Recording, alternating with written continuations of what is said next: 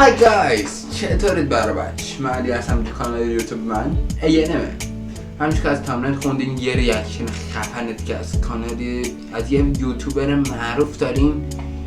دقیقا نمیدونم اسمش چیه ولی میدونم یوتیوبر معروفیه چون من ویدیوهاشو نگاه نمیکنم.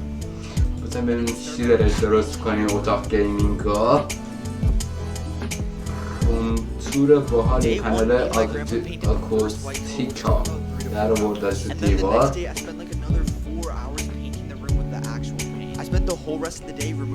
کاغذ دیواری اتاقش کند. بچه چقدر چیز خرد و پرد داره رو تختش، خدا وکیلی. الان تختشو کشید اون کنار، یه پرده زد بر اتاقش. بچه این پرده پشت سر من اگه معلوم باشه یعنی براش بدبخت شدم. اونقدر سخت بود زدن این پرده ها که تا بالن تو عمرم پرده نزده بودم و این پرده خیلی سخت بود کار کردم باش. تموم شد؟ خیلی تأثیر گذار. یه عالمه از مثبت داره.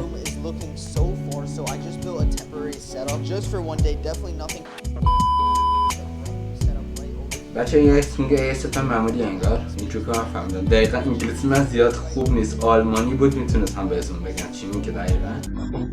خب به انم انگلیسی ببخشید دیگه زیاد خوب نیست، نمیفهمم دقیق چی میگه. در حدی که میفهمم بهتون میگم چی گفت چی شده. خب میخواد یه برند ستاپ یا آرجیبی فکر کنم گفت میخواد بذاره برای اتاقش. چه اتاق واقعا آرجیبیش کمه. از این ستاپ معمولیش که الان ساخته این که بعدا کنی ولی آرجیبیش کمه. مانیتورش خوشم میاد خیلی ازش. مارکش که نمیدونم ولی چیه، ولی مانیتور خیلی گرونیه قطعا چون از این است که میچرخه و صاف وای میسه.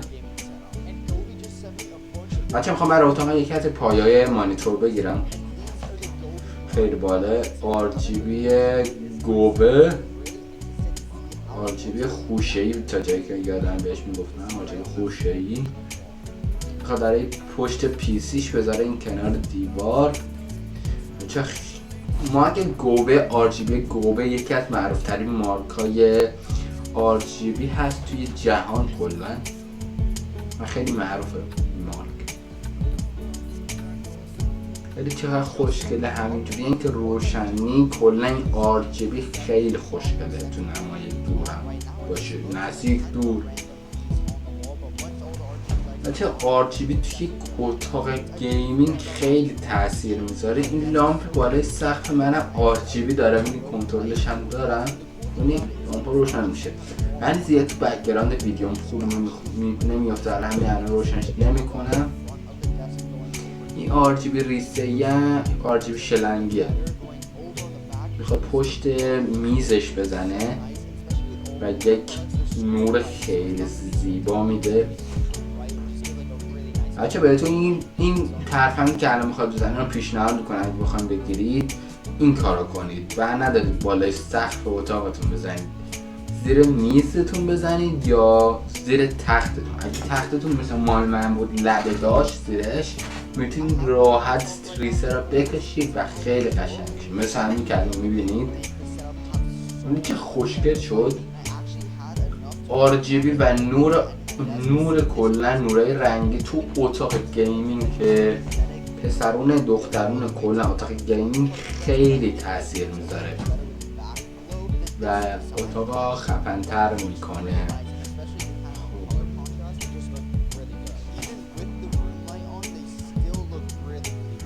بچه این پیسیش خیلی گرونه واقعا خدا وکیلی. الان نزدیک شاید 200 میلیون باشه.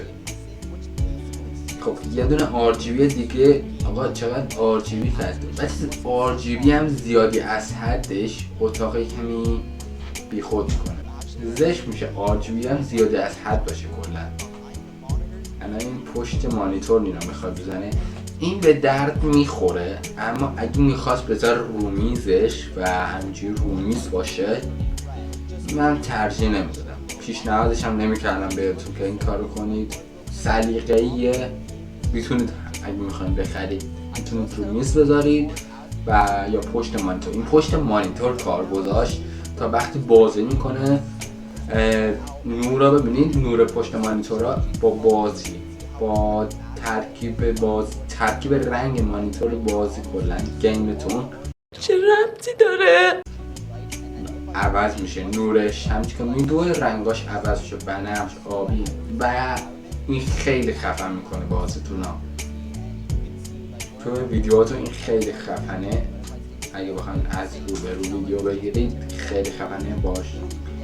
اینا پیشنهادش میکنن بهتون این لامپ، اما کنار میز نذاریدش، اینا بهتون پیشنهاد نمیکنن. چه پشت مانیتور قشنگه. ولی حالا یه ساعت میخواد بازی کنه انگار. منم جلوتر رنگاش عوض میشه. ببینید اومد توی بیرون، اومد توی خود صفحه اصلی کامپیوتر رنگ آبی شده. این رنگ آبی بنفش، آبی بنفش. یه رینگ لایتاش، رینگ لایت خیلی بچه، رینگ لایت من همین الان برای رینگ لایت گذاشتم. رینگ لایت خیلی خوبه برای اگه میخواید سافت باکس نگیرید. این رینگ لایت چیز مناسب رو قیمتای خوبم هست تو ایران، کلا خارج از کشور روی چیز مناسبه، قیمت مناسبی هست. بودن براتون 300 تومن در میاد. میخوان یوتیوب شروع کنین رینگ لایت رو بهتون پیشنهاد میکنم، خیلی خوبه. رینگ لایت سافت باکس خودش میره رو 7 میلیون حدودا 7-8 میلیون و اینو بهتون پیشنهاد میکنم چون قیمتش خیلی بالاست. سافت باکس خودتون میتونید سافت باکس رو سازید تو خونتون با چیزای معمولی، مقوا و لامپ LED و چیزای دیگه غیره. بدن توی گوگل یا یوتیوب ساخت سافت باکس براتون میاره آموزشی‌ها. یک کامرا هم گذاشت با یه دونه میکروفون بوش. بچه قشنگ شد ستاپش، خیلی قشنگه. خب بذاریم دیگه چیزی نهاره. این قبلش، اینم بعدش.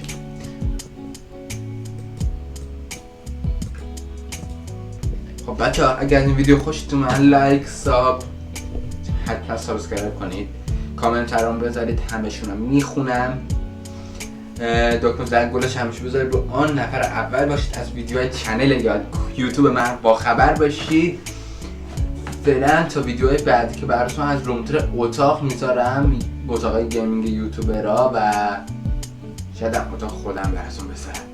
اگه دوست دارید حتما کامنت ها برام بنویسید، یه قلب قرمز بذارید که براتون رومتر اتاق خودم براتون میذارم. فعلا تا ویدیوهای بعد، see you.